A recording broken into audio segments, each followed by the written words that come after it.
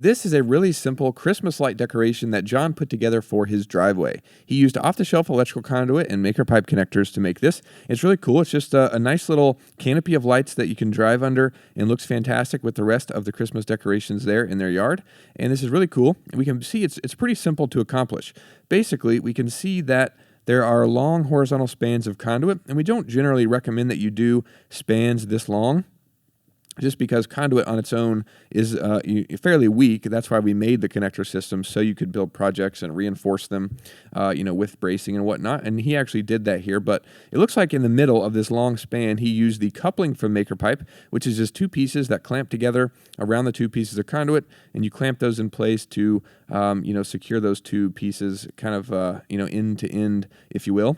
And, EMT conduit is something you can get off the shelf, locally available at different stores like Lowe's, Home Depot, and they're all in the electrical aisle, and you can cut that with a handheld tube cutter. And then these connectors that we manufacture in Anderson, South Carolina, they're steel and they're made to clamp around conduit, so you don't have to do any welding. You just use a 5mm hex wrench. And so we used a number of connectors, including those couplings that you see about halfway there. And so if we break this down, we'll go ahead and screenshot here. We can see that, again, the coupling is about halfway down. And again, that is just, connecting this long horizontal span from one side of the structure to the other. And then we can see here some more connectors. He used the 45-degree connectors to brace this in the corner, which is a great idea. When you've got this long of a span, like I said, we don't really recommend that you do something this long without some kind of bracing.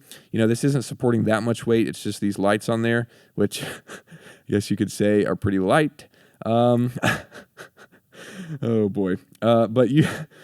Yeah, so those they don't weigh that much, and so you probably get away with it as he is here. And you got the 45-degree connector to have some bracing, and then we got the 90-degree connectors in the corners here. And really, the only thing I would change with this build, besides maybe increasing the bracing on this, would be to change this 90-degree connector out for a T connector. A lot of people don't know that you can use the T connector as an elbow, so they'll use the 90-degree connector, but you really need those three pieces of conduit that's required for it, because typically you have the one piece that comes in and terminates down here, and then you've got the other piece that terminates, and then of course you've got this one piece of conduit that would run continuously through the connector.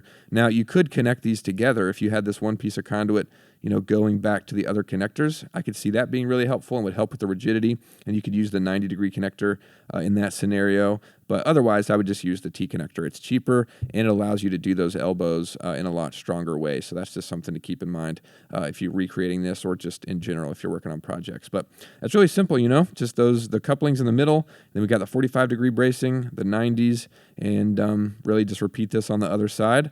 And then you've got your driveway tunnel that you can drive under, and you got a really cool Christmas light show right in your front yard, which is really awesome. We don't really see how those lights are mounted, of course, but I would imagine it's just zip ties or something super simple to keep those in place. Like I said, they don't weigh that much, so zip ties would be my method of choice, just because of how inexpensive and easy it is to do. This is really cool. I'll link this post down below. If you have any comments or questions, you can leave those there in the community or under this video. If you enjoyed this, leave a like and consider subscribing. Thanks so much for watching. We'll see you in the next one.